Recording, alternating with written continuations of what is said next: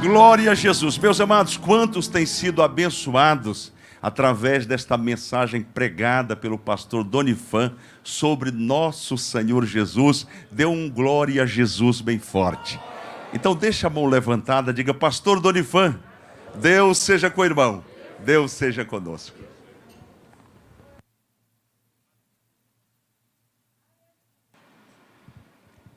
A paz do Senhor, igreja. Obrigado, pastor. Fico muitíssimo agradecido a Deus pelo privilégio de estar mais uma vez assumindo essa tribuna, assumindo esse púlpito, que eu sei com convicção que o acesso pertence à presidência. Deus recompense a todos os pastores, toda a igreja que está aqui para o culto da palavra. Lucas, capítulo 24.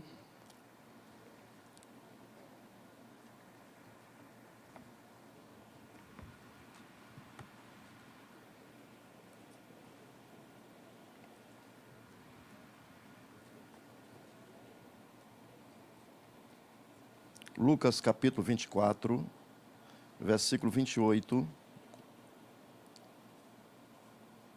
diz assim: E chegaram à aldeia para onde iam, e ele fez como que ia para mais longe. E eles o constrangeram, dizendo: Fica conosco, porque já é tarde, e já declina o dia. E entrou para ficar com eles. E aconteceu que, estando com eles à mesa, tomando o pão, o abençoou, e partiu-lo, e lhe deu. E abriram-se-lhe então os olhos, e o conheceram, e ele desapareceu-lhes. E disseram um para o outro: Porventura não ardia em nós o nosso coração, quando pelo caminho nos falava e quando nos abria as Escrituras? Diga comigo: Espírito Santo, precisamos ouvir a Tua voz.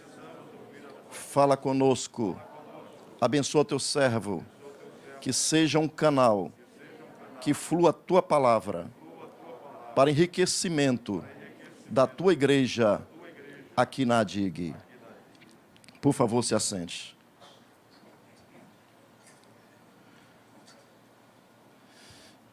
Pastor, hoje disseram que as duas últimas mensagens que eu preguei foi difícil para entendimento, então vou pregar mais prático hoje.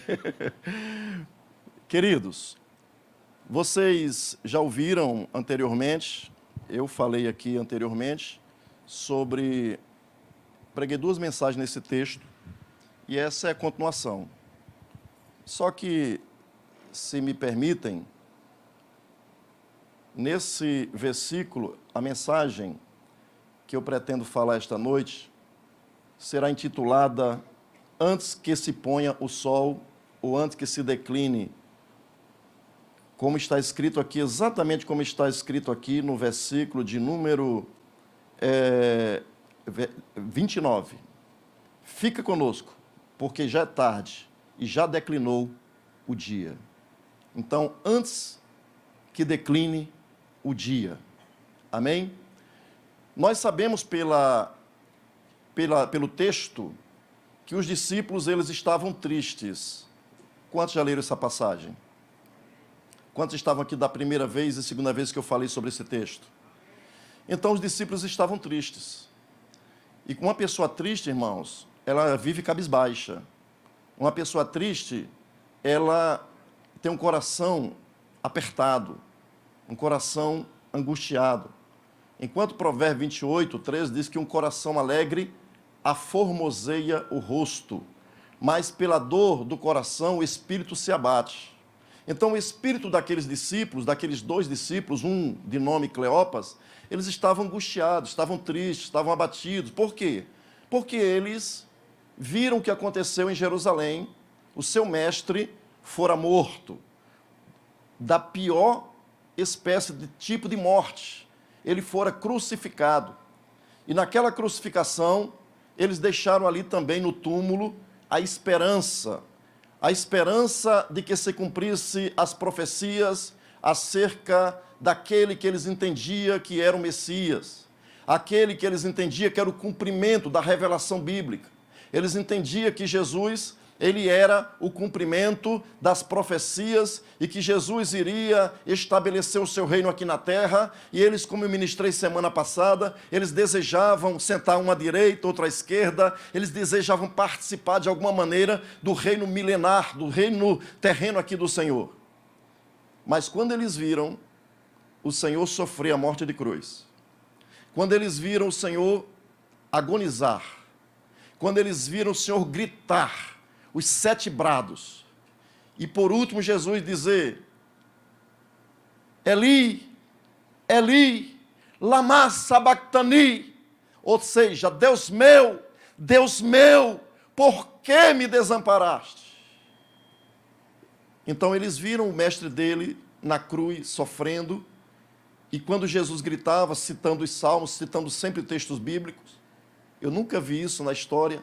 Alguém está sendo crucificado e só pensar em Deus, só pensar em Bíblia, só pensar em palavra. E quando ele está ali naquele momento agonizando, ele grita, e por último, ele grita outra palavra, tetelestai. E quando ele grita, está consumado, os discípulos que estavam ali, o texto diz, nós esperávamos que fosse ele que iria redimir Israel.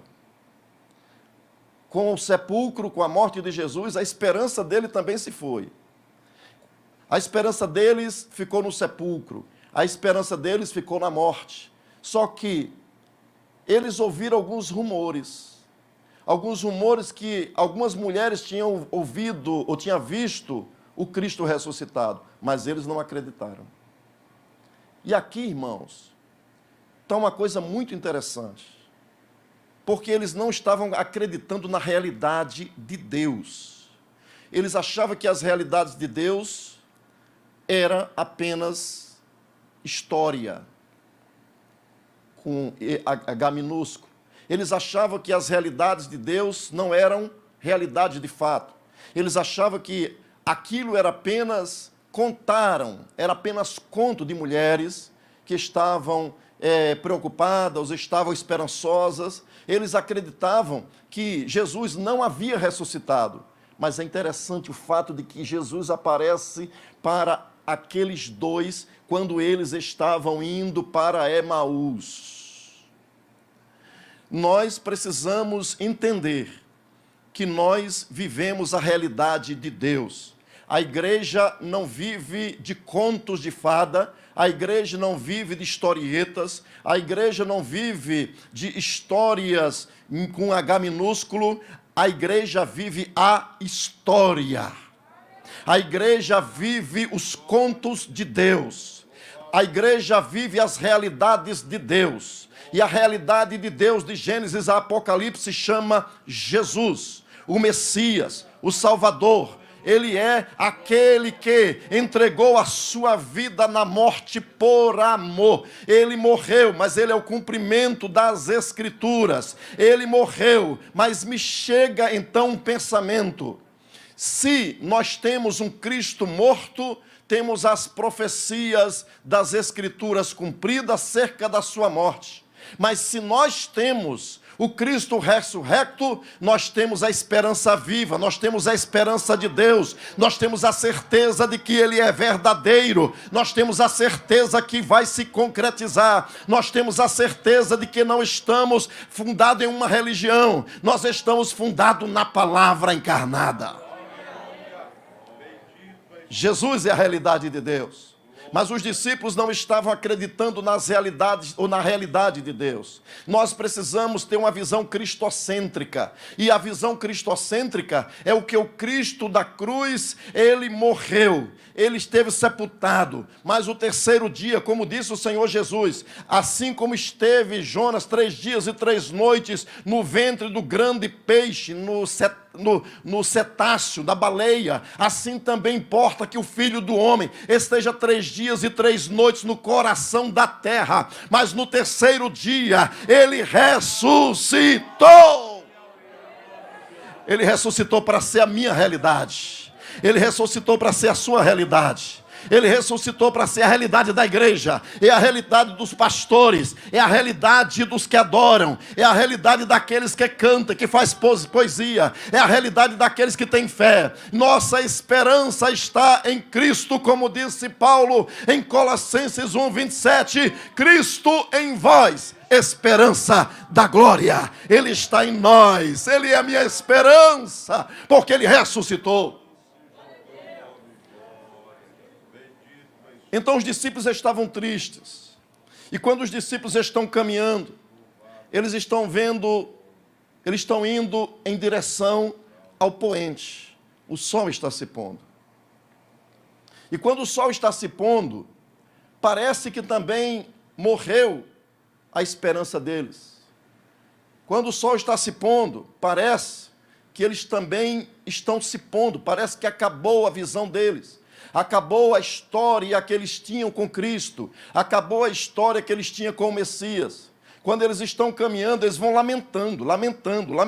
Tem crente que é assim, não é? Não acredita nunca nas profecias, não acredita nunca nas realidades de Deus, só estão reclamando, murmurando, nada dá certo. Eu estive visitando uma pessoa, e quando eu estive visitando aquela pessoa, reclamando de tudo, eu disse: minha irmã, vamos fazer assim, vamos mudar a sua fala, comece a ser mais cristocêntrica, comece a falar de bênçãos, comece a falar de vitória de Deus na sua vida. Comece a orar, agradecendo a Deus pelas suas vitórias. Mas eu já faço isso. Mas por quê? Porque ela não queria acatar a realidade de Deus, porque quando Cristo está em nós, meu irmão, nossa vida não é olhando para baixo, nossa vida não é cabisbaixa, nossa esperança não morreu, nós olhamos para cima, porque o nosso Cristo está no trono. Aleluia, quantos têm um Cristo no trono? Quantos acreditam num Cristo que está no trono? Quantos adoram um Cristo que é vivo, um Cristo que ressuscitou, um Cristo que tem todo o poder, aquele que tem o cetro, aquele que governa, aquele que é o dono da igreja, aquele que é o dono da minha vida? Ele está no trono, Ele é a minha realidade. Eles estavam indo para o poente, mas Jesus queria trazer uma nova visão para eles. Jesus queria trazer alegria ao coração deles. Jesus queria renovar a esperança deles. Jesus queria mostrar para eles que eu não estou morto, eu sou a realidade de vocês. Vocês estão indo para o poente como se tivesse tudo acabado. Mas faça como Deus falou para Israel em Números 21:11, quando ele disse que eles deveriam ir para a direção do ocidente, a direção do sol. Assim também como quando o rei Ezequias, ele recebe ali o livro, e ele começa a dizer, o Eusias acha o livro, leva para ele, e ele tem autoridade, ele vai para o centro da praça, para a frente, direção do sol, e ele atrai a si os sacerdotes, ele começa a exortar, a orientar. Assim também é o nosso Cristo, o nosso sumo sacerdote, o nosso rei que está no trono, ele tem autoridade de nos trazer para a frente do sol, e nós devemos caminhar sempre para a frente do sol, na direção do sol. Jesus é o sol da justiça.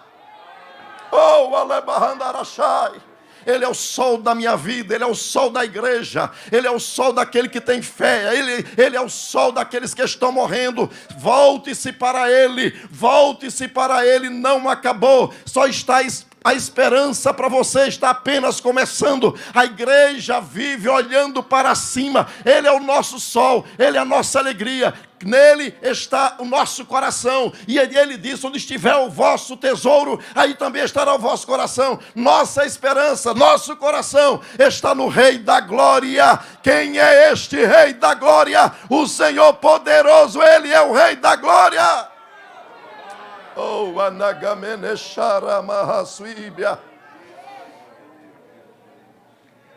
No versículo que nós encontramos aqui, eles estão indo para Emaús. Emaús distava cerca de 12 quilômetros de Jerusalém. E também é sugestivo que 12 quilômetros, Jesus ele estabeleceu 12 apóstolos. Talvez seja apenas uma uma figura de linguagem, uma coincidência, mas eu não creio em coincidências.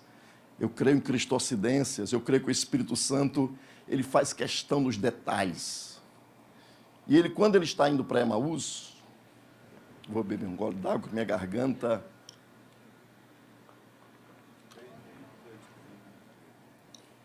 Quando eles estão caminhando para Emaús, eles estão indo para um lugar que tem por nome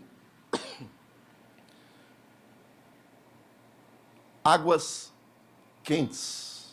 Ele está indo para um lugar que esse lugar fala de fontes quentes. E quando eles estão indo para esse lugar, Jesus aparece para eles. E quando Jesus aparece para eles, Jesus, quando chega no momento de despedir, ele faz como que se ele fosse para mais longe. Ou seja, ele não queria ir para mais longe. Mas ele faz como se estivesse interessado, como se fosse um estrangeiro que fosse seguir em frente. Quando ele demonstra que está querendo ir mais avante, mais além, como se não quisesse parar, tivesse um compromisso mais à frente, então, naquele momento, os discípulos dizem para ele, olha o que diz aqui o versículo. 28. E chegaram à aldeia para onde ia, e ele fez como quem ia para mais longe. Será que Jesus queria mesmo ir para mais longe? Jesus sempre tem para onde ir, irmãos. Isso é uma verdade indubitável. Jesus sempre tem para onde ir. Ele sempre tem propósitos que vão além das nossas inteligências humanas, carnais. Jesus sempre tem lugar para onde ir que vai além das nossas possibilidades de entendimento. Mas ele queria era pousar ali, ele queria era parar ali. E quando ele quis parar ali, os discípulos, ele esperava um convite, porque Jesus não é abusado, Jesus não é mal educado, Jesus não é antiético. E ele esperava que o costume dos hebreus funcionasse com os discípulos. Ele ensinou a hospitalidade. E ele queria que os discípulos tivessem atitudes que honrassem o nome dele. E quando os discípulos viram que ele ia para mais longe, olha o versículo 29. E eles o constrangeram, dizendo, fica conosco, porque já é tarde, e já declinou o dia. E a conclusão, e entrou para ficar? Entrou para ficar?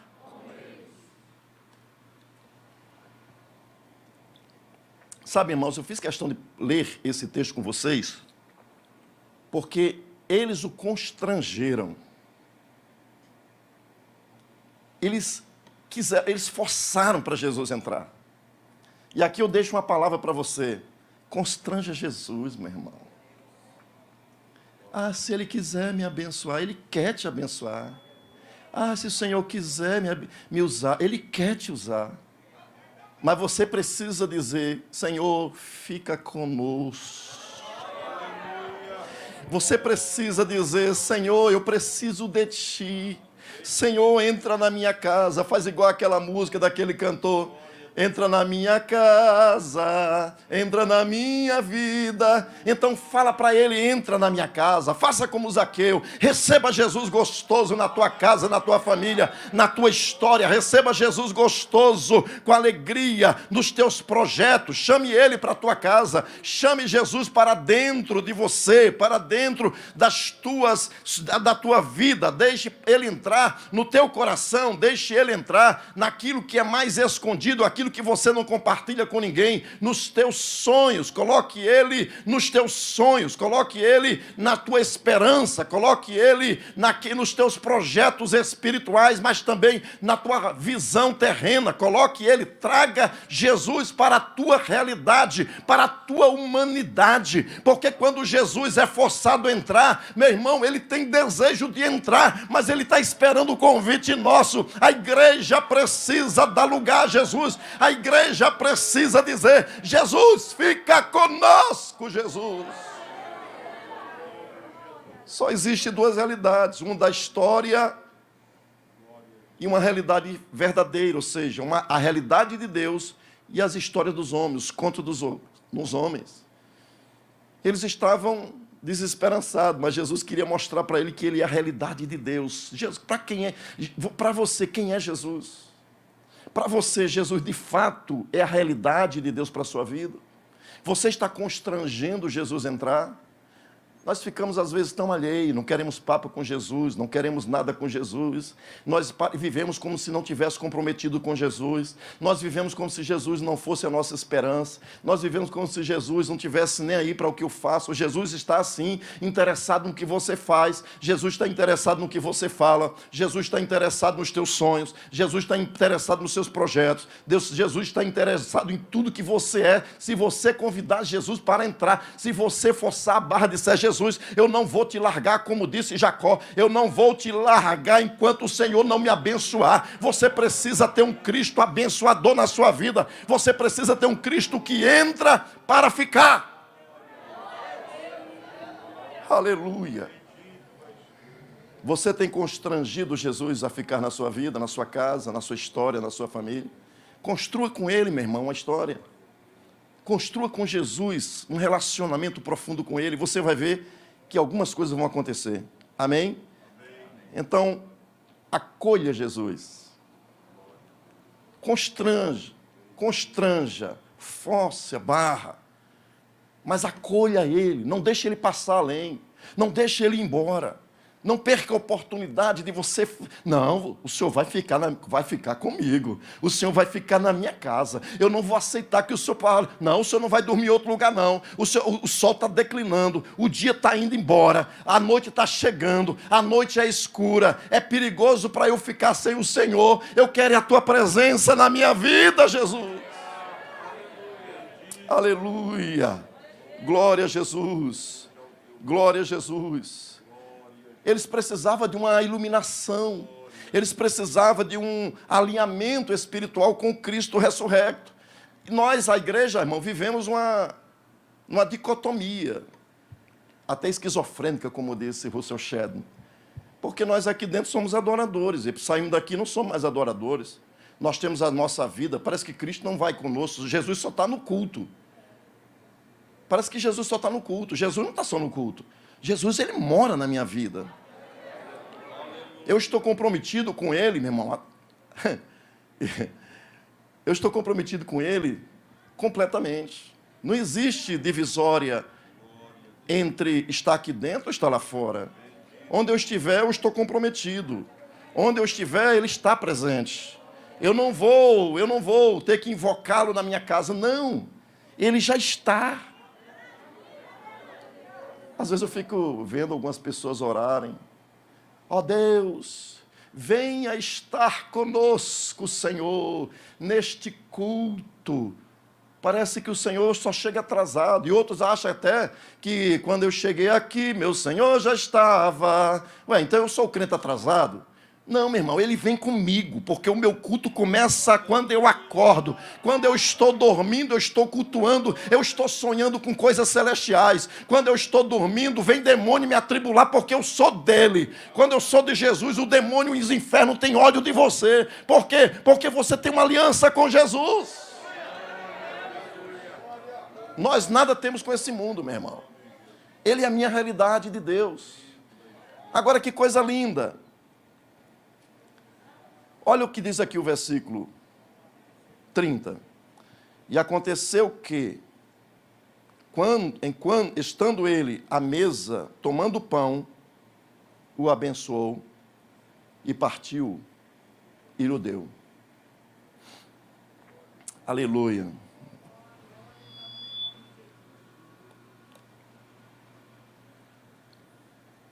Jesus entrou para estar com eles.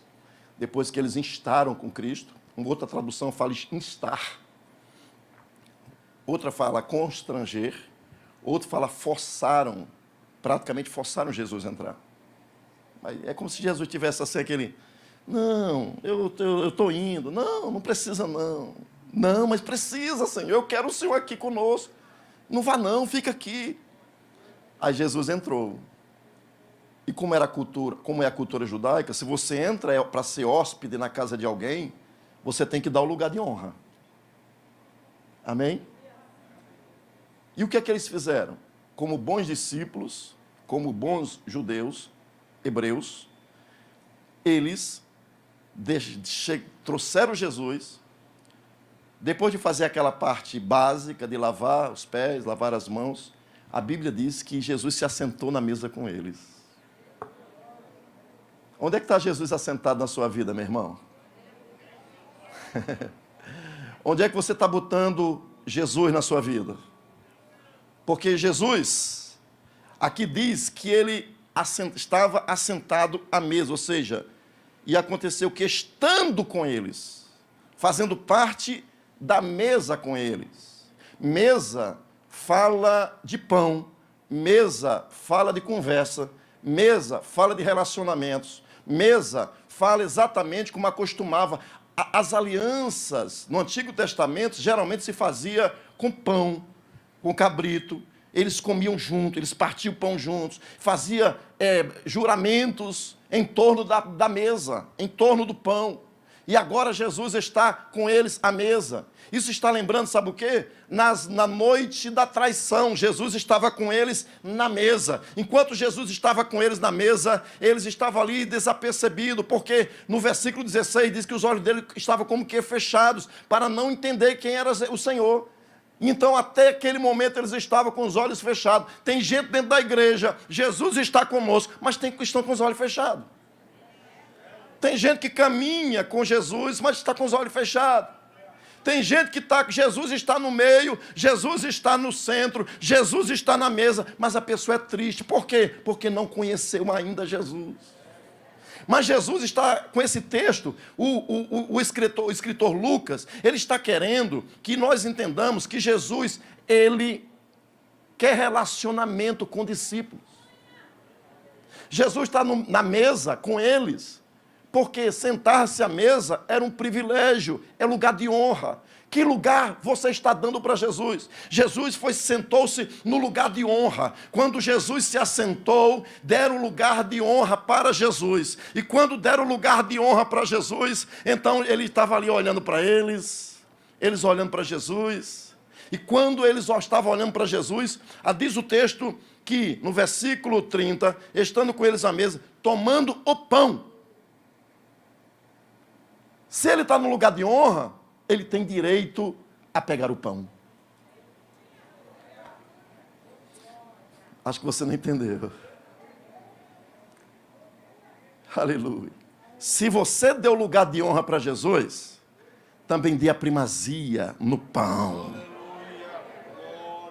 Se você tem Jesus na sua casa, dê a primazia no lugar de honra. Mas dê também a primazia do pão.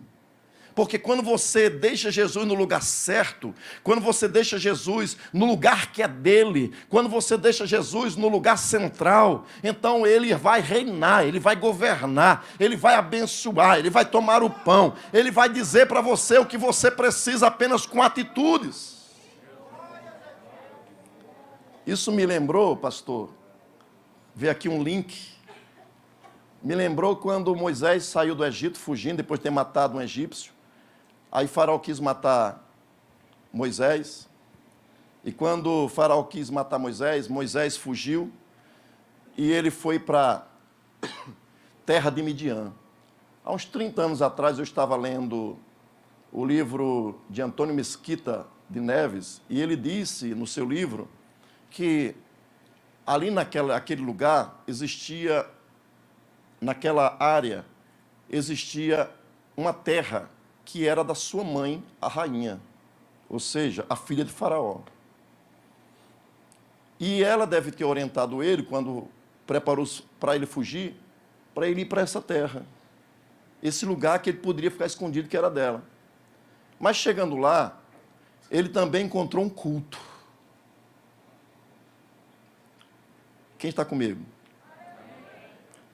Quando Moisés chegou lá, ele chega... É um estrangeiro, ele é apenas um egípcio. Quando ele chega, ele vai para onde? Para o poço. Dá até para pregar sobre o poço, né?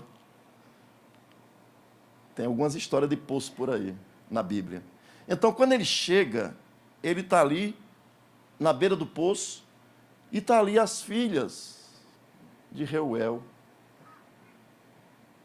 Tem 3 nomes esse homem. Tem 3 nomes na Bíblia. Então, quando ele chega, ele está ali, ele percebe que elas não conseguem tirar água. E tem opositores. Tem opositores das filhas dos sacerdotes. Tem opositores do sacerdote. Quando você quer tirar água, tem oposição. Quando você quer dar água para o povo, para as ovelhas, tem oposição. Quando você quer tirar água, tem oposição. Mas aí chegou Moisés. E a Bíblia diz, irmãos, é interessante, que tanto lá em Deuteronômio 18, Moisés disse que o Senhor levantaria, suscitaria um profeta semelhante a ele. Quando você chega em Atos, no capítulo 7, versículo 37, e ele é aquele que Moisés fala aos filhos de Israel, o Senhor levantará um profeta semelhante a mim. Então, Moisés é um tipo de Cristo. E Moisés está na beira do poço. Moisés vai agora tirar água. De onde vem Moisés? Tirado das águas. E o que é que Moisés faz? Moisés vai agora fazer aquilo que o nome dele é justo, faz jus o nome dele. Aí ele é especialista em águas, meu irmão. O nosso Moisés é especialista em águas. O nosso Moisés é tirado das águas. Jesus nasceu do Espírito Santo. O Espírito Santo é simbolizado pela água. O Espírito Santo, então, Moisés, no poço, ele objeta, ou seja, ele vai contra aqueles opositores, ele tira a tampa, ele tira a água, ele dá água para as ovelhas, e ele está ali na beira do poço, meu irmão. O nosso Jesus é especialista em dar água. Vão surgir opositores da igreja, mas o nosso Moisés está no poço. Eu não sei o que pregar, Moisés. Eu tenho água para dar para o meu povo. Eu tenho água para você. Então tira água para as filhas do sacerdote. E as filhas do sacerdote chegaram em casa. Ué, por que vocês voltaram tão depressa? É porque um egípcio, ela não sabia ainda que era Moisés, era um egípcio. É porque um egípcio, ele apareceu lá, ele nos tirou água. E onde é que está esse homem? Porque quem tira água para as minhas ovelhas, quem tira água para as minhas filhas, merece comer pão comigo. Aleluia. Você tem Bíblia aí? Êxodo, capítulo 2, versículo 19.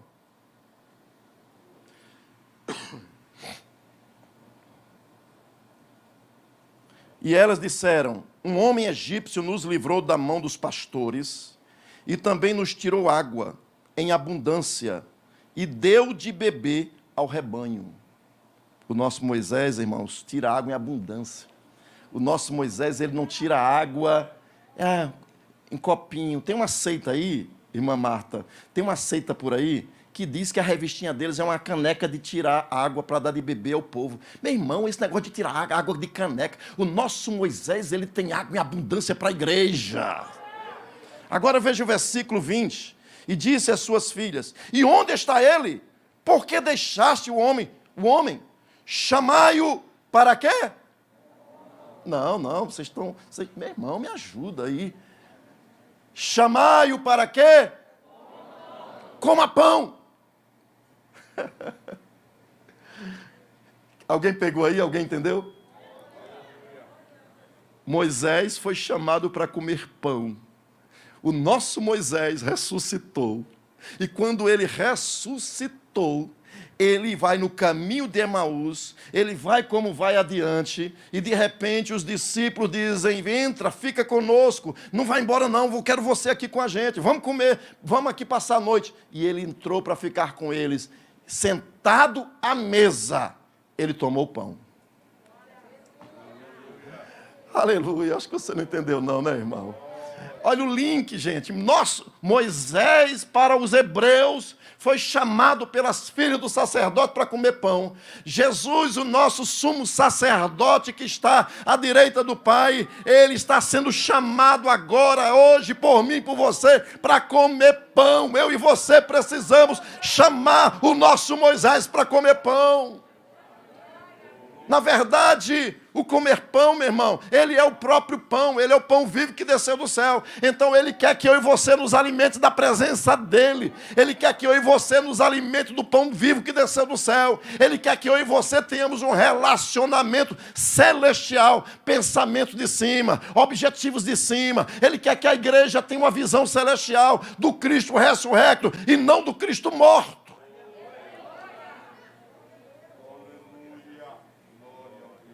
Tem igrejas aí que só vivem num Cristo morto. Mas a igreja de Jesus, ela vive na realidade de Deus, e a realidade de Deus é um Cristo ressurrecto. A realidade de Deus é um Cristo que entra para estar, é um Cristo que se relaciona, é um Cristo que é vivo, um Cristo que se assenta no lugar de honra. Mas não apenas, ele tomou pão. E quando ele tomou pão, olha o que diz aqui: e tomando o pão, partiu. E aqui, sabe o que é que eu aprendo? Partiu. E lhe deu.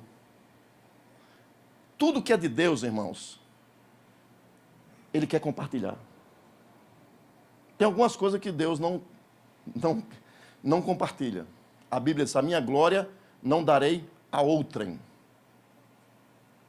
Mas aí quando você vai olhar, tanto em Daniel, Nabucodonosor, quando você olha para os discípulos, na oração de Jesus, na oração sacerdotal, pois teu é o reino, o poder, a honra e a glória.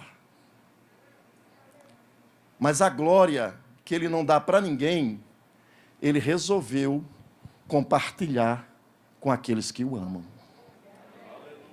Ele resolveu compartilhar com aqueles que são discípulos, com aqueles que têm fé nele, com aqueles que o convida para entrar, para aqueles que dão um lugar de honra, aqueles que dão o lugar na mesa, aqueles que se relacionam com ele, que quer a intimidade dele, que quer as revelações dele, porque ele tira água exatamente para a igreja ter esse relacionamento. A igreja é viva. Quem crê em mim, como diz a Escritura, do seu interior jorrarão rios de água viva. E quando ele tira água para a igreja, quando ele tira água para você, então eu e você devemos dizer: venha, meu Moisés, não vá, fica comigo, você tem um lugar de honra, senta na mesa. Ele vai tomar o pão e ele vai partir.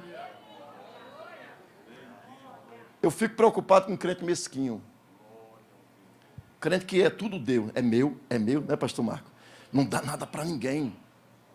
Irmão, o amor de Deus está derramado nos nossos corações pelo Espírito Santo que nos foi dado.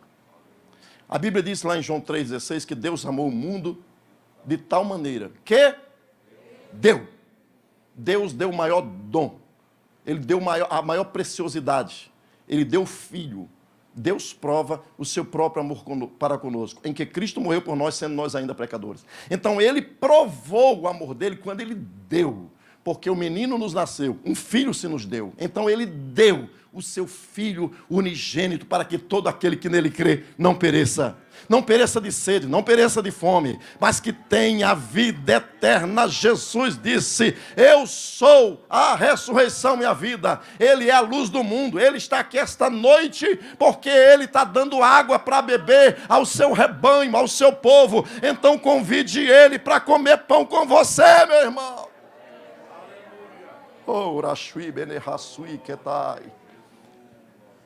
Agora, que coisa linda, irmãos. Quando Jesus, ele parte o pão e abençoa. Se Jesus parte o pão, diz o texto aqui no versículo 30, tomando o pão, o abençoou. Se você colocar o pão na mão de Jesus, ele vai abençoar. Se você colocar o seu salário na mão de Jesus, Ele vai abençoar. Se você colocar os teus projetos na mão de Jesus, Ele vai abençoar. Pastor Rodrigo, se o senhor botar os trabalhos que o senhor tem feito na ADIG na mão de Jesus, Ele vai abençoar. E já tem abençoado. Se você colocar o teu emprego na mão de Jesus, Ele vai abençoar. Ele quer, irmão, Ele é especialista em abençoar. Jesus nunca se esquivou de querer abençoar alguém. Por quê? Porque Ele aprendeu junto com o Pai. Meu Pai trabalha até agora e eu trabalho também. Então Ele está querendo fazer o que o Pai faz. A minha comida é fazer a vontade daquele que me enviou e realizar a sua obra. Então a obra de Jesus é se doar. A obra do Pai é se doar. A obra do Espírito Santo é se doar. E a obra da igreja é se doar. A igreja não é igreja para viver dentro, para si mesma. A igreja é igreja para se compartilhar, para se doar ao mundo. A igreja se doa, a igreja ela tem vida aqui dentro para doar vida para os que estão lá fora. Nós precisamos nos doar para que o mundo saiba quando vivemos em unidade. De novo mandamento vos dou, que vos ameis uns aos outros. Nisto todos conhecerão que vocês são meus discípulos, se vos amardes uns aos outros. Quando eu amo, então eu vou lá para fora. Quando eu amo, eu me dou. O ímpio olha e vê o amor de Deus derramado em nosso coração pelo Espírito Santo e quer o Jesus que nós servimos. E vão dizer também: vem Moisés comer pão na minha casa, vem Moisés comer pão no sacerdote com o sacerdote, vem Moisés comer pão juntamente com as filhas do sacerdote. E sabe o que aconteceu com Moisés? Moisés veio, ficou na casa do sacerdote de Midian e ele resolveu morar ali. O Espírito Santo está me iluminando aqui. Eu vou falando aqui, o Espírito Santo coloca na minha boca para falar. Ele chamou, comeu pão. Ele, depois de comer pão, a Bíblia diz que ele resolveu, ele aceitou morar ali. Porque quem tira água para as minhas filhas, meu irmão, quem dá água para o meu rebanho, tem que morar comigo. Quem mora comigo também cuida do meu rebanho. Quem tira água para o meu rebanho e vai também ter direito a casar com a minha filha. E a igreja é exatamente assim como a filha daquele sacerdote foi dada para Moisés. Nós também fomos dados para o Senhor Jesus, o nosso Moisés. Ele deve comer pão comigo e eu com ele. Vai chegar um tempo que eu não vou mais precisar convidá-lo para comer pão comigo, porque ele diz: eis que estou convosco todos os dias, até a consumação do século. Haverá um dia que eu deixarei de comer pão com ele aqui, para comer pão com ele na eternidade. Aleluia. Glória a Deus. Fique de pé em nome de Jesus.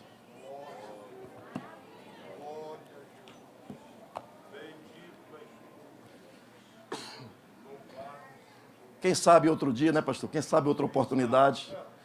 Quem sabe outra oportunidade a gente dá continuidade.